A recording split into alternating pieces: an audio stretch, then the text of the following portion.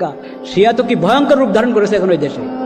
শিয়াদের মধ্যে অনেক ফেরকা আছে, শিয়ার কিছু কিছু ফেরকা এরকম আছে, শিয়ারাও তাদেরকে মুসলমান মনে করেন, মুসলমান মনে করার উপায় নেই। এই যে বাশার আসাদ যে তার পতন ঘটলো, ও বাশার আসাদ এটা শিয়াদের মধ্যে মানে ওই একটা নুসাইরি একটা ফেরকা আছে, ওই নুসাইরি ফেরকা একবারে সম্পূর্ণ বেঈমান, ইসলামের গণ্ডি থেকে পুরো বাইরে। ইরান শিয়া দেশ জানেন আপনারা, সেই ইরানিরাও তাদেরকে আপনার এই সংখ্যালঘুর মধ্যে ধরে। নুসাইরি শিয়ার একটা ফেরকা, কিন্তু এমন ভয়ঙ্কর যে ইরানিরা শিয়া হওয়া সত্ত্বেও তাদেরকে সংখ্যালঘুর মধ্যে ধরে, সাধারণ শিয়ার মধ্যে ধরে না। ওই নুসাইরি ছিল এই বাশার আসাদ এবং তার বাপ হাফেজ আসাদ। ফেরকা হলো ওরা, মানে মৌলিক আকিদা। এখন এদের নুসাইরি মৌলিক আকিদা মানছে না। শিয়াদের মধ্যে যারা ইসলামের মৌলিক আকিদা মানে, এরপর আহলে সুন্নাহ ওয়াল জামাত থেকে আলাদা হয়েছে, ওরা মানে ইসলামের গণ্ডিতে কোনো রকম আছে, কিন্তু অনেক ধরনের গুমরাহি তাদেরকে পেয়ে বসেছে। এটা হলো ফেরকা। কিন্তু এই ফেরকা যদি আপনার দূরে সরতে সরতে ইসলামের মৌলিক শিক্ষা থেকে দূরে সরে যায়, তাহলে আর মুসলিমে না সে। তাহলে একটা মাযহাব, এখানে না হকের কোনো কিছু নাই। মাযহাব চারোটাই আহলে সুন্নাহ ওয়াল জামাতের মধ্যে শামিল, আর ফেরকা হলো আহলে সুন্নাহ থেকে বাইরে। আর ইসলামের মৌলিক শিক্ষা, ইসলামের মৌলনীতি, মৌলিক আকিদা, মৌলিক বিধান, ওখান থেকে যে দূরে সরবে সে হলো ইসলামের গণ্ডি থেকে বের হয়ে গেছে। হাজার বর্ষে মুসলিম দাবি করো। পার্থক্য হলো, কোনো হিন্দু দাবি করে না যে সে মুসলিম, কোনো খ্রিস্টান বলে না যে আমি মুসলিম, কোনো ইহুদি বলে না আমি মুসলিম, কিন্তু এরা হলো এমন ভয়ঙ্কর মুনাফিক যে ইসলামের গণ্ডি থেকে দূরে থাকা সত্ত্বেও, কুফরি মতবাদ পোষণ করা সত্ত্বেও নিজেদের কুফরি গুলোকে দাবি করে যে এটাই ইসলাম, বলেন নাউজুবিল্লাহ। এরা হলো মূলত মুলহিদ এবং জিন্দিক, যার যে কুফরি বিশ্বাস পোষণ করে, তারপরে নিজেকে মুসলিম দাবি করে এবং তার কুফরিগুলোকে বলে যে এটাই কোরআন, এটাই হাদিস, এটাই সুন্নাত, বলেন নাউজুবিল্লাহ। নবী করিম সাল্লাল্লাহু আলাইহি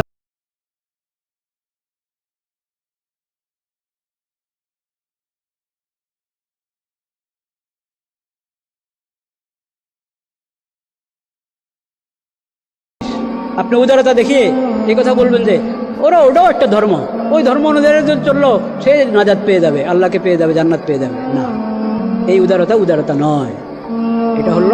এটা হলো এক ধরনের আপনার ইসলামের ব্যাপারে মানে এরকম শৈথিল্য যেটা মুনাফিকের মধ্যে চলে যায়।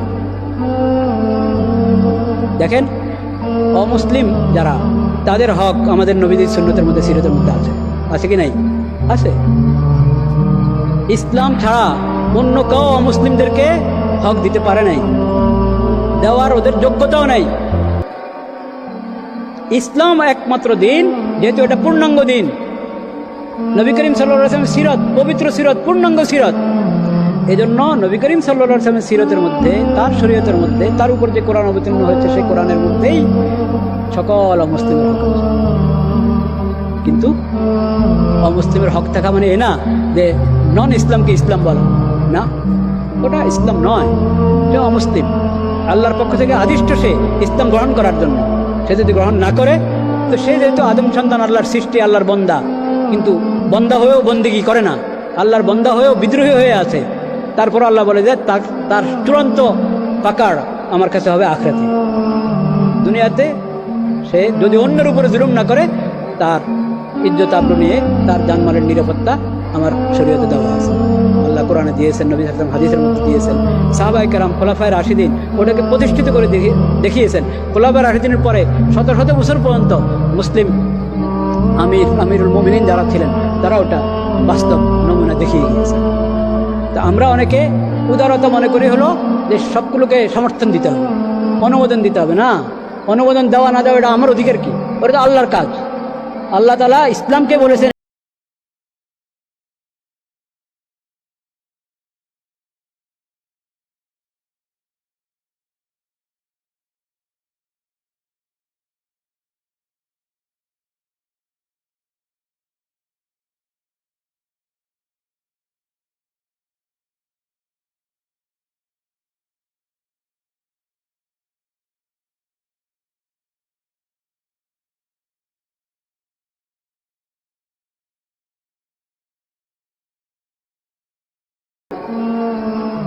কুফরকে ঈমান বলে দিবেন না, এটা হবে। নবী করিম সাল্লাল্লাহু আলাইহি ওয়াসাল্লাম এসব সূক্ষ্ম সূক্ষ্ম পার্থক্য সব বুঝিয়ে দিয়েছে, কিন্তু আমরা তার সিরত যেহেতু পূর্ণাঙ্গ পড়ি না, এই জন্য উদারতা, নবী করিম সাল্লাল্লাহু আলাইহি ওয়াসাল্লামের উদারতা ছিল। হয়তো উদারতা এটা তো তোমার ভাষা, নবী করিম সাল্লাল্লাহু আলাইহি ওয়াসাল্লামের ভাষা কি? তার ভাষায় কথা বলো। এখন আমাদের নবী করিম সাল্লাল্লাহু আলাইহি ওয়াসাল্লামের সিরতের যদি আমরা চর্চা করতে চাই, একটা বড় কাজ আমাদের, আমরা ইসলামের ভাষায় যেন কথা বলি, সিরত এবং সুন্নতের ভাষায় কথা বলি। কারণ আমরা পশ্চিমাদের পরিভাষা ব্যবহার করি, আর পশ্চিমাদের পরিভাষা তারা বলে এক অর্থে, আমরা বুঝি আরেক অর্থে। আর যদি তারা যে অর্থে বলে সেই অর্থে যদি আমরা ওটাকে গ্রহণ করি, তো তাদের অর্থ তো অনেক পরিভাষার মধ্যে কুফরি আছে, অনেক ভাষার মধ্যে। এদের ধর্মনিরপেক্ষতা একটা কথা, কি অর্থ ধর্মনিরপেক্ষতা? সেকুলারিজম, এটা তাদের পশ্চিমাদের পরিভাষা। আপনি মুসলিম হয়ে আপনি কোন ভাষা, কোন পরিভাষা এটাকে গ্রহণ করতে চাচ্ছেন? অমুসলিমদের পরিভাষা, তাদের কাছে এটাতে ব্যাখ্যা, সেই ব্যাখ্যা হিসাবে তো এটা ইসলাম বিরোধী আকিদা, সেকুলারিজম। এই ইজম তো মুসলিম গ্রহণ করতে পারে না। এখন আপনি এটার নিজস্ব একটা ইসলামী ব্যাখ্যা দাঁড় করাবেন, এর চেয়ে ভালো আপনি ইসলামের ভাষায় কথা বলেন। প্রত্যেক পশ্চিমা পরিভাষার বিপরীতে তাদের হাজার বছর আগে যখন তারা ঘুমিয়েছিল, এর আগ থেকে এইসব পরিভাষা কোরআনে আছে। এই যে কি নাম ওটার, আকওয়ামে মুত্তাহিদা, কি জাতিসংঘ, জাতিসংঘের মধ্যে মানবাধিকারের একটা তালিকা আছে। হ্যাঁ, কবে কবে আপনারা সভ্য হয়ে এই মানবাধিকারের তালিকা পেশ করছেন? আর আমাদের নবীজি বিদায় হজের মধ্যে মক্কা বিজয় হওয়ার সময়, ফাতে মক্কার সময় যে মানবাধিকারের তালিকা দিয়ে দিয়েছেন উম্মতের হাতে, সেটা আপনাদের খবর আছে? মানবাধিকারের চর্চা নবী সাল্লাল্লাহু আলাইহি ওয়াসাল্লাম সিরত থেকে নেবেন না? আমাদের সিরত চর্চা অসম্পূর্ণ হয়ে থাকে। আমরা নবী করিম সাল্লাল্লাহু আলাইহি ওয়াসাল্লামকে জিন্দেগির এক অঙ্গনে আদর্শ মনে করি, আরেক অঙ্গনে আদর্শ মনে করি না। এটা অন্যায়, অনেক বড় অন্যায়। এটা অনেক বড় অন্যায়, এটা কুফরি অন্যায়, কুফরি পর্যায়ের অন্যায়।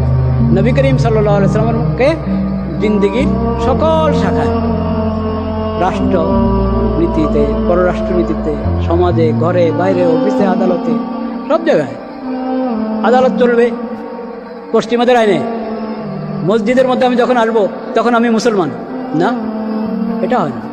এটা সব রীতি কথা। আমার লা ইলাহা ইল্লাল্লাহ মুহাম্মাদুর রাসূলুল্লাহ, আমার আশহাদু আল্লা ইলাহা ইল্লাল্লাহ ওয়া আশহাদু আন্না মুহাম্মাদুর রাসূলুল্লাহ, এটার মধ্যে আদালতও আছে, সংসদ ভবনও আছে, বঙ্গভবনও আছে, এটাতে মসজিদও আছে, আমার ঘরও আছে, বাড়ি আছে, আমার দোকানও আছে, আমার ব্যাংক আছে, শেয়ার বাজার আছে, সব কিছু এটার মধ্যে আছে, সব কিছু এটার মধ্যে আছে। আচ্ছা, অনেক লম্বা হয়ে গেল কথা, আমি দুঃখিত। 7:03, আর হয়তো 15-20 মিনিট বলে আমি এখন কয়েকটা হাদিস শোনাচ্ছি আপনাদেরকে, একবারে আপনাদের কৃষি বিদ্যালয়ের বিষয়ক হাদিসগুলো জেনে থাকবেন আপনারা অবশ্যই। আন আনাস রাদিয়াল্লাহু তাআলা আনহু قال قال رسول الله صلى الله عليه وسلم ما من مسلم يزرع زرعا أو يغرس غرسا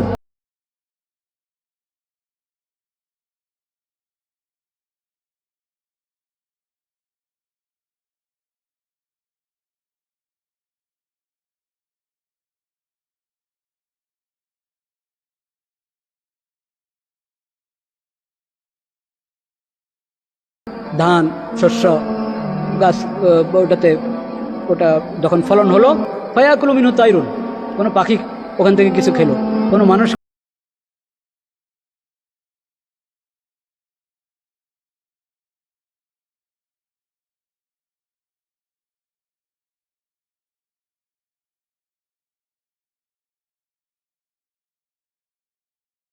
এটা তো একটা সাধারণ একটা নসিহত, কিন্তু আরো সূক্ষ্মভাবে নবী করিম সাল্লাল্লাহু আলাইহি ওয়াসাল্লাম বলেছেন। সাহাবী বলেন, সামি'তু নবী সাল্লাল্লাহু আলাইহি ওয়াসাল্লাম বিউজনাইয়া হাতাইন, আমার এই দুই কানে শুনেছি নবী করিম সাল্লাল্লাহু আলাইহি ওয়াসাল্লাম। উনি বলতে চাচ্ছেন আমি অন্যের মাধ্যমে শুনি নাই, সরাসরি শুনেছি। মান নাসাবা শাজারাতান, যে একটা বৃক্ষ দাঁড় করালো, একটা গাছ রোপণ করে, ফাসাবারা আলা হিফজিহা, একটা গাছ রোপণ করার পর ওটাকে সংরক্ষণের জন্য সবর করেছে। চিন্তা করেন, সবর, এর মানে এটা যে একটা প্রক্রিয়া, এদিকে ইঙ্গিত করলেন কিনা? ফাসাবারা, সে ধৈর্য ধরে এটাকে সংরক্ষণ করলো, এটার যত্ন নিল, ওয়াল কিয়ামি আলাইহা হাত্তা তুসমিরা, এক পর্যায়ে গিয়ে ওটার মধ্যে ফল আসলো, কান আল্লাহু ফি কুল্লি শাইইন ইউসাবু মিন সামারাতিহা সাদাকাতুন ইনদাল্লাহি আযজা ওয়া জাল্লা। এই এখান থেকে কোনো একটা ফল, যে কোনো কিছু কাউ নিবে, কোনো মানুষ নিল, গাছতলায় পড়ে আছে, একজন উঠে নিল, গাছ থেকে পাড়ার পর আপনি নিজে গ্রহণ করলেন, মালিক যে সে গ্রহণ করলো, যে গাছ লাগিয়েছে সে গ্রহণ করলো, অন্যকে হাদিয়া দিল, বা কোনো পশু পাখি এটা নিল, নবী করিম সাল্লাল্লাহু আলাইহি ওয়াসাল্লাম বলেছেন এটা আল্লাহ রাব্বুল আলামিনের দরবারে সাদাকা হিসাবে তার আমলনামায় লেখা। নবী করিম সাল্লাল্লাহু আলাইহি ওয়াসাল্লাম অন্য হাদিসে বলেছেন ইন কামাতিস সাআ ওয়া ফি ইয়াদি আহাদিকুম ফাসিলা, একটা তারা রোপণ করছো তুমি, এখন এই মাটির নিচে ঢুকাবা এটাকে, এই সময় একবারে আওয়াজ শুরু হয়ে গেছে কিয়ামত, যে কিয়ামত শুরু হয়ে গেছে। তো এখন কিয়ামত শুরু হয়ে গেছে, তো শেষ, তো এখন আমি গাছ লাগিয়ে কি করবো? নবী করিম সাল্লাল্লাহু আলাইহি ওয়াসাল্লাম বলছেন তাও তুমি এটা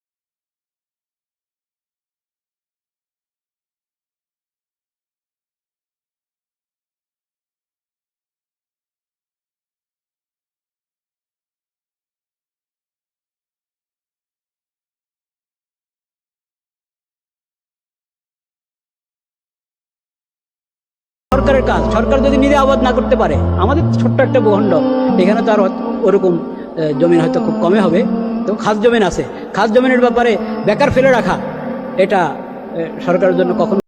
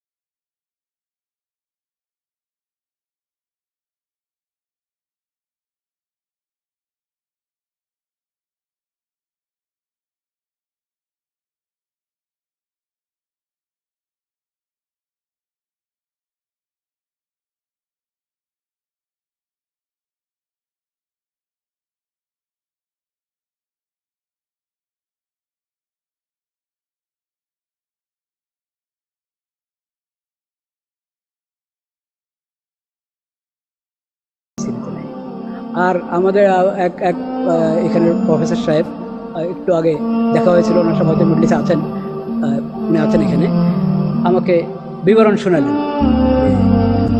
উৎপাদন বাড়ানো, উৎপাদন বাড়ানো, এটার আরবি ভাষা হলো তালকিহ।